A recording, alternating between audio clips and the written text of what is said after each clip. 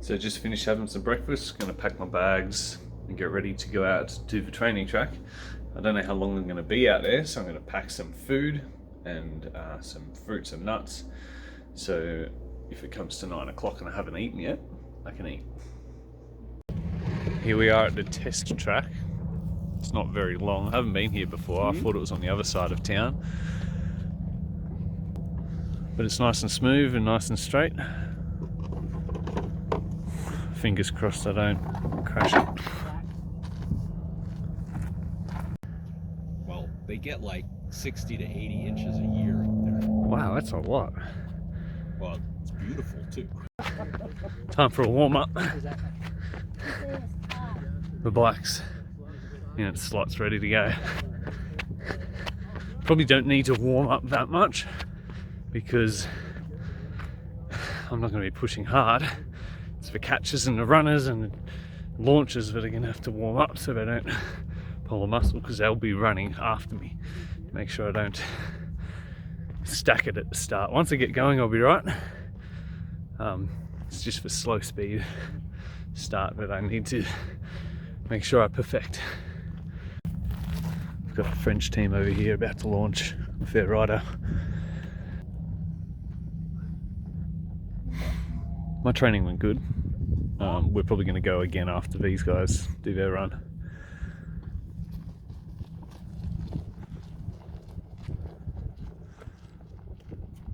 Oh, look at that. Perfect. Do that. Run faster.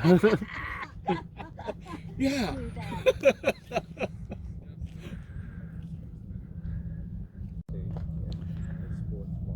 Wow, that was quick. That was very They quick. just picked him up and turned him around, or do you? Probably. Yeah.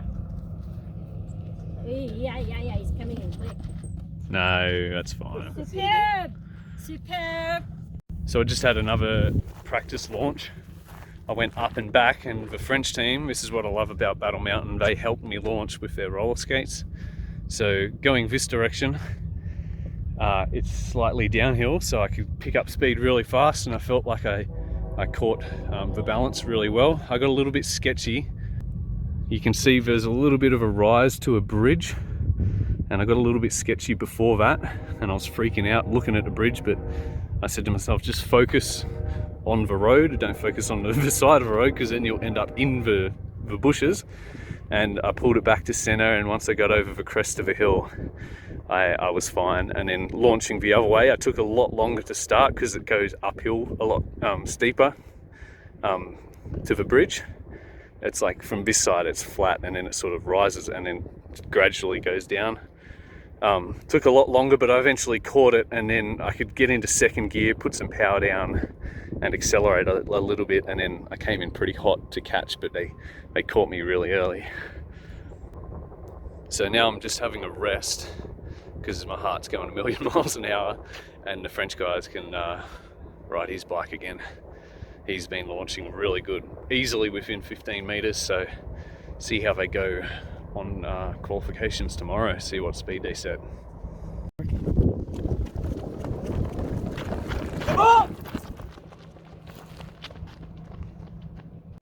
So I just had another training session run with the French team. So they had a go, and then they just went up and back, and then they let me go again with their roller skates. So I went up and back. The first launch this way, I forgot to tighten the handlebars, but then I tightened them and then I launched pretty good. And then from the other direction, I launched pretty good as well. And then they left, and we tried with Larry just doing a slow walk launch. So walk for the first 5 miles per hour, and then after that, like, I'm telling him left or right to take control, and then after that I start to steer the bike and try and steer in the right direction. And the first few attempts weren't that great because my brain was still trying to comprehend everything at once. But the second attempt, we launched pretty good. Within the first couple of meters, like, I was already balanced, and within the first couple of meters, all he had to do was stand me up a little bit, and then I had it, and then we launched, and then we had 2 of our catches only a couple of meters up the road. So all I had to do was take control and then after that I just apply for brakes and then come into catch. And coming into catch is a lot easier. I can pretty much come up to a roll and then stop and then tip over, so I can come in really nice to catch. So I'm confident with that. I've got the launches down and the steering is pretty good, so all that's left is riding at speed. I can put power down fine. All that is left is all that is left is to ride at speed and control the bike. So we'll see how that goes tomorrow at qualifying, but I'm probably going to have one more go because I haven't had enough water today, and it's nearly 10 o'clock and I've only had a peach to eat. So we'll do one more training session, and then we've got to fix the camera system because for some reason the bottom camera isn't working. The screen's on but the camera's not working, so we'll see why that is the case. And then we've got tech inspection at 2 p.m, so hopefully I can do some shopping in between that and have some lunch. So it just happened again. A car stopped like 100 meters away and gave way to me to cross. I was about there, and they stopped near that sign, the black and yellow sign. I didn't know what they were doing. They just stopped, and I was like, wait, are they letting me go or not? But apparently they were, so I just ran across, and as soon as I finished, they continued on their way. So I've just been shopping and divided all my fruit into daily bags. So I've got apple, peach, plum, pear, banana and kiwi fruit, and then I've got some honey and some drink with a jar of peanut butter and some bread. All that with the honey was $8, so all this came to $68, and I also had some tomatoes and stuff for sandwiches for lunch, so pretty good deal. Right, so now I found out that Andrea's in town. I saw on his Instagram story, so I'm going to go say hello to him. Hoping he's at the Civic Centre working or standing around their bike. I've just received news that the London team has arrived, so I'm going to go over to the Big Chief and say hello. I'll take you through the suburbs this time. This is a nice little shady spot out the front of the medical centre, I think. I was hanging out here with Cal Poly last time. Super nice spot. Grass is soft, you can just chill under the trees. There's also a park on the other side of town, which is also really nice. There's a general hospital over here. Is that the medical centre? Oh, that's also a hospital. Split over two areas. So yeah, this is where most of the housing is. The caravan park is down that way. So yeah, to get to the Big Chief, you go down to the next set of lights. You can go to the main road, but if you go left and then right again, it just takes you the back way. So the first intersection here, and then head down this way. Normally, I think you can cut through this car park and then around that playground over here. And here it is. Oh, those dogs. I notice pretty much every house around here, that one does have gutters, but pretty much every house doesn't have gutters. I don't know what the laws are, but you should not be wasting a single drop of water out here. You should be capturing it, soaking it into the soil. Because wherever there's a house with a tree like this, the temperature underneath is like 20 degrees Celsius cooler. It is freezing underneath that tree. And just to have barren land like this, it heats it up, and it'll heat your house up and be unpleasant. Time for tech inspection. Got to bring the helmet because they have to make sure it is a standard approved helmet, and they put a sticker on it, so when you rock up at start, they know you haven't swapped it out for a dodgy one. She's on. Tech inspection time.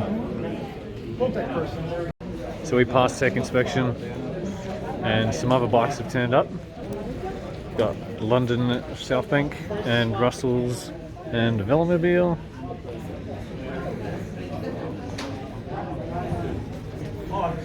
And then a junior trike streamliner, and then hand and foot cranked ice trike right here. So we had a few issues with the speed sensor, so we had to strip a bike apart again. It turns out it wasn't quite close enough. It's got a little sensor with a magnet glued to the wheel, and they were sort of not going exactly where the sensor reads, so we have to adjust that just a little bit further back and then closer into the magnet. But other than that, the bike's perfect, ready to go for tomorrow. So it's nearly 5 o'clock. We've finished everything we need to do for the bike, so I'm just gonna duck in the pool for a little bit because we have a meeting at 7 o'clock. So I'm gonna have dinner like 6 o'clock-ish, and then head over to the Civic Centre for the meeting about tomorrow's qualifying rounds. So should be quite relaxing. We've got a normal pool and then a warm pool over here, so do some hydrotherapy, breath holds, something like that. Nothing strenuous, can't do laps here, it's not that long, so just chill out in here for a little bit. That was a very refreshing swim. Time for some leftovers for dinner. It's not very healthy, but I will start my fruit regime tomorrow. So this is the best, healthiest pizza I could see on the menu. It's got tomato, chicken, capsicum, mushroom, garlic, some onions as well, and it's delicious.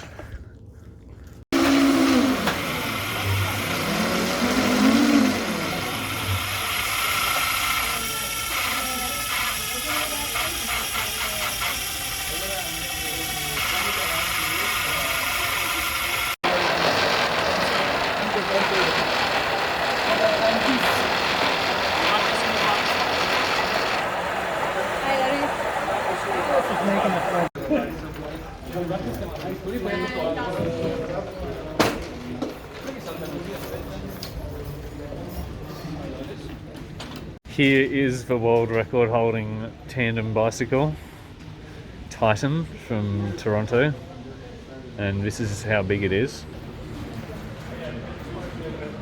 About belly button height. Very small.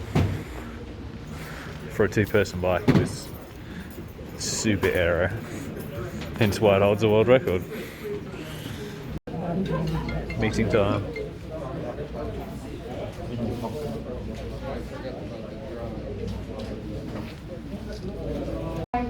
To play out, because tomorrow, the first day is always kind of clunky.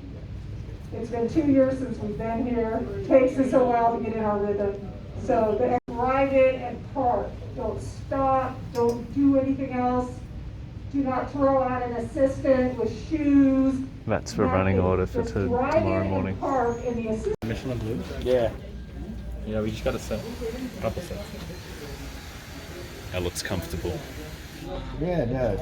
So the Toronto bike has been disassembled because of tech inspection, and you can see how the configuration is. So front rider sits this way, and then rear rider sits onto the fairing and this way, and they pedal independently. They synchronise their gear shifting up until 4th gear, then Calvin at the front and Bill at the back change whenever they feel like, because there's enough momentum that his pedalling at the back doesn't affect the steering. Calvin doesn't shift all the way into the last ring because he likes to spin out, and there's not enough room because you can see the chain's literally going to be rubbing just there if they do. But Bill, he does like to shift into the top gear because he likes to grind it out like me. So you can see the big chainring, probably a 90 something tooth down to 11 on a 700C road bike tyre with probably 16 at the front. Oh no, it's like a 25 tooth at the front. So that ratio is absolutely monstrous. And over here we have a Vortex clone. So Vortex has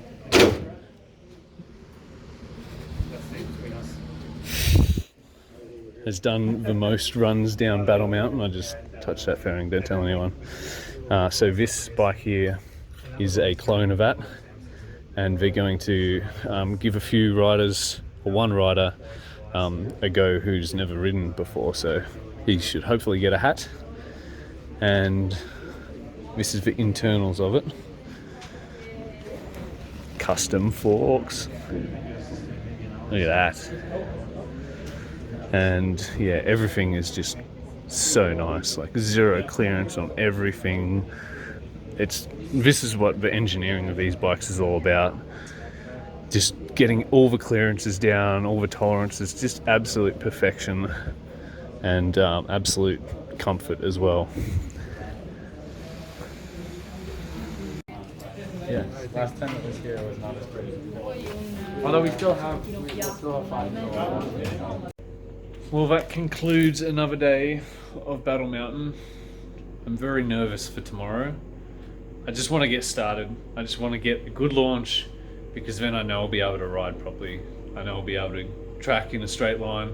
Doesn't really matter what speed I do, because it really doesn't, because you'll get a run anyway. It doesn't matter what position you are in the list of running the next day or that afternoon, because you will get faster throughout the week, and then you can get bumped up the order. And as long as you don't catch someone in the race, like if you catch the person that's launched in front of you, as long as you don't do that, you're doing all right. So you can progressively increase your speed. So hopefully we'll get a good launch tomorrow. So that'll do it for today's episode. Thank you for watching. I will see you in the morning.